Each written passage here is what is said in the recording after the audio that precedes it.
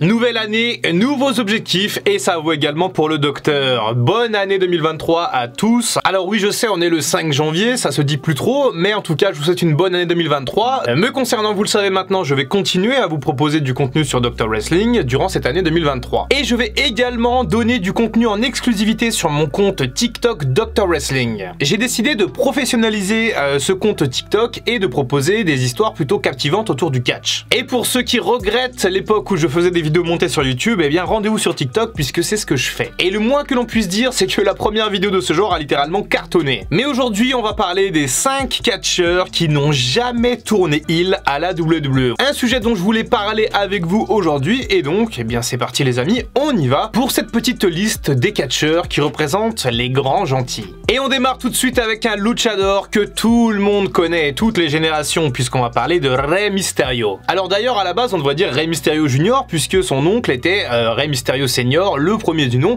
et pendant très longtemps, Rey Mysterio a été Rey Mysterio Junior. Mais aujourd'hui, on le sait, il a une carrière absolument énorme. Le luchador, du coup, mexicain, a commencé à l'âge de 14 ans à catcher, donc ce qui fait quand même une sacrée carrière. Et aujourd'hui, eh bien, il arrive au bout. On sent que la retraite arrive pour Rey Mysterio. On attend d'ailleurs cette dernière rivalité contre son fils, Dominic Mysterio, mais en tout cas, Rey Mysterio, quant à lui, n'a jamais tourné heel durant toute sa carrière à la WWE. Il a été heel un court instant quand il était encore à la WCW et il faisait partie d'un gang à l'époque, il avait enlevé son masque, bref c'était toute une autre histoire pour lui. Mais durant son passage chez Vince McMahon, Rey Mysterio n'a absolument jamais tourné heel. On parle quand même d'une carrière de plus de 20 ans du coup à la WWE et toujours Rey Mysterio a représenté le héros des enfants, le catcheur que tout le monde aimait bien voir, les grands-parents, les enfants. Rey Mysterio a toujours représenté un petit peu cet archétype du catcheur qui faisait plaisir quand il entrait pour aller catcher au ring. Alors il y a une autre raison à ça, effectivement, comme pour d'autres noms dans cette liste, que Rey Mysterio était quand même un très bon vendeur de merchandising et notamment au niveau de ses masques. Et oui, puisque la WWE commercialisait du coup les masques de Rey Mysterio et forcément s'il tournait heel, ça allait avoir un impact négatif sur la vente de produits puisque les enfants auraient été moins enclins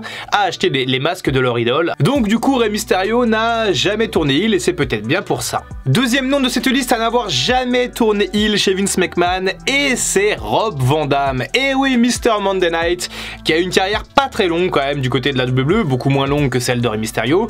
Il est surtout connu lui pour avoir catché du côté de la ECW. Alors je ne me rappelle plus vraiment s'il avait été heel à la ECW, je ne crois pas. En tout cas, Rob Van Dam a toujours représenté un catcheur plutôt cool, très technique, très habile entre les cordes. RVD c'était vraiment un catcheur sous-estimé, je trouve. Il aurait pu faire beaucoup d'autres choses, mais à l'époque on était en pleine Ruthless Aggression era et il n'avait pas le physique pour être un main eventer, il n'était pas bodybuildé, il n'était pas très grand, c'était un poids moyen un petit peu qui faisait quand même de belles choses dans le ring et il avait notamment des beaux runs de champion intercontinental avec des matchs de l'échelle très intéressants, notamment 2 matchs de l'échelle très cool contre Jeff Hardy mais contre Eddie Guerrero également. Bref, Rob Van Dam c'était tout simplement un bon catcheur de mid-card qui était quand même très bon pour divertir le public grâce à ses actions dans le ring. Et alors effectivement, et je vais vous spoiler pour tous ceux qui me suivent sur TikTok puisque ça va être l'objet de l'anecdote de vendredi, mais Rob Van Dam il a eu aussi quand même quelques petites mésaventures du côté de la WWE, notamment en 2006 quand il était champion de la WWE et que Vince McMahon lui a retiré le titre, mais je ne vous dirai pas pourquoi, il faudra vous abonner à mon compte TikTok. Bon, désolé pour ce forçage, mais en tout cas Rob Van Dam il aurait pu avoir une meilleure carrière, il a quand même été champion de la WWE et de l'ECW à la WWE, la nouvelle ECW, quand Vince McMahon a racheté les droits, mais globalement ça reste quand même une belle déception je trouve par rapport au potentiel qu'il avait et en tout cas il n'a jamais tourné heel chez Vince McMahon. C'est l'heure maintenant de parler de l'Ultimate Warrior, le héros de vos oncles, de vos tontons, de vos grands-parents peut-être s'ils sont assez jeunes. L'Ultimate Warrior a fait des merveilles à la fin des années 80, au début des années 90 chez Vince McMahon. Catcheur coloré, atypique, émérite, il était complètement sauvage et ça excitait tout le monde et notamment les enfants, encore une fois on y revient. Et l'Ultimate Warrior était un petit peu le nouvel Hulk Hogan mais en version un peu mystique, un peu homme des bois et bah forcément ça marchait beaucoup auprès des gosses notamment. Pareil, le merchandising fonctionnait à du tonnerre, les masques, les couleurs, les froufrous là sur les biceps, bref il y en avait pour tous les goûts et le Warrior représentait quand même un sacré face du côté de la WWE. Peut-être même qu'à un moment donné il était plus populaire que Hulk Hogan, je pense notamment à WrestleMania 6 du coup en 90 à Toronto et effectivement il n'a jamais tourné heel à la WWE encore une fois et je crois qu'il a été heel du côté de la WCW, même pas, je suis même pas sûr. L'Ultimate Warrior a toujours été ce face qui était là pour rendre la justice, qui était un peu, encore une fois, mystique, un peu bizarre sur les bords, mais qu'on appréciait de par sa combativité, de par son courage, et de sa manière absolument étrange de tirer les cordes comme ça. Batista d'ailleurs a pompé cette idée sur l'Ultimate Warrior. En tout cas, le Warrior à l'écran était donc le face ultime, on va dire, mais dans les coulisses, ça ne se passait pas aussi bien pour lui, puisqu'il a eu énormément de désaccords avec Vince McMahon par rapport à son contrat, et notamment par rapport à son salaire. Il voulait autant de flouze que Hulk Hogan. Il estimait qu'il apportait autant que Hulk Hogan dans la compagnie. Je ne pense pas, je pense que malgré tout, Hulk Hogan était quand même un petit peu plus haut en termes d'aura, en termes d'impact médiatique, puisque Hulk Hogan impactait les enfants, mais aussi les adultes, les femmes, bref, tout le monde, là où le Warrior impactait surtout les enfants. Donc je pense que c'était un peu malvenu d'essayer d'avoir le même salaire que Hogan, et il l'a jamais vraiment eu, et donc ça a fait que tout simplement ça n'a pas fonctionné, et le Warrior a tout simplement dit je me casse, je ne catche pas tant que j'ai pas le salaire d'Hogan, et Vince McMahon n'a jamais lâché, et donc on a eu cette carrière un peu en demi-teinte du Warrior, avec un premier run plutôt pas mal, et ensuite les premières dissensions en 92, puis après un retour en 96, mais à nouveau des dissensions, donc il est resté quoi, un mois le temps de terrasser Triple H à WrestleMania, et finalement après il est parti à WCW, donc voilà quand même un immense gâchis que la carrière de Warrior. Faudra qu'on en parle dans un petit format monté sur TikTok. Bon ok, j'arrête avec ça, j'arrête, c'est bon, j'arrête, je parle plus de cette plateforme. Nouveau catcheur à n'avoir jamais tourné il à la WWE, je vais vous parler de Monsieur Jeff Hardy. Bien entendu, Jeff Hardy, du coup le cadet des Hardy Boys, qui a une carrière pareille, en dents de scie, un peu avec la WWE, avec un premier passage, ensuite un licenciement, ensuite un deuxième passage plutôt fructueux, puisque c'était en 2009, avec son titre notamment, enfin il a fini en 2009, c'était entre 2007 et 2009,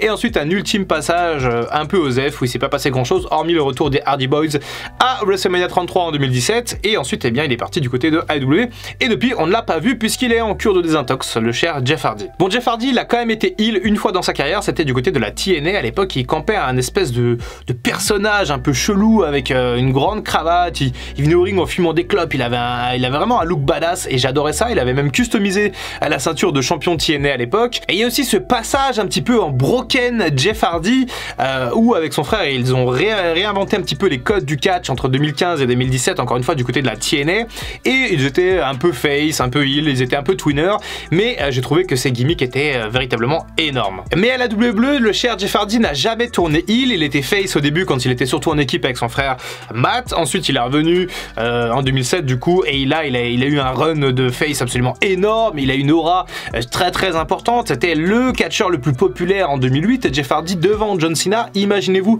la performance quand même. En France, il a énormément contribué à ce que le catch soit adopté par les masses, avec la génération NT1 bien entendu. Sans Jeff Hardy, pas sûr qu'on ait autant de spectateurs devant les écrans, et d'ailleurs ça se vérifie très bien, puisque quand Jeff Hardy décide de quitter la WWE à l'été 2009, eh bien ça signe l'arrêt de mort tout simplement des audiences du catch sur NT1, puisque les programmes sont basculés en seconde partie de soirée, puis ensuite à des horaires impossibles, et ensuite totalement supprimés de la grille de NT1. Donc voilà, Jeff Hardy également un héros pour les enfants, clairement il y a eu la période Rey Mysterio, il y a eu la période Ultimate Warrior, il y a également eu la période Jeff Hardy, puisque ce dernier a tout simplement, enfin c'était tout simplement le héros des gosses, et les gosses lui rendaient bien. Mais si on doit parler du vrai héros des enfants, on va parler maintenant de notre 5e nom de la liste. C'est l'heure de parler du champ John Cena. Et oui, première vidéo de l'année, je parle déjà de John Cena, est-ce que je vais supporter ça? Bien entendu que je vais le supporter, d'ailleurs il y a quelques formats assez intéressants qui attendent John Cena, on y reviendra. John Cena est le héros des enfants, peut-être plus que Rey Mysterio, Jeff Hardy, oui c'est même certain.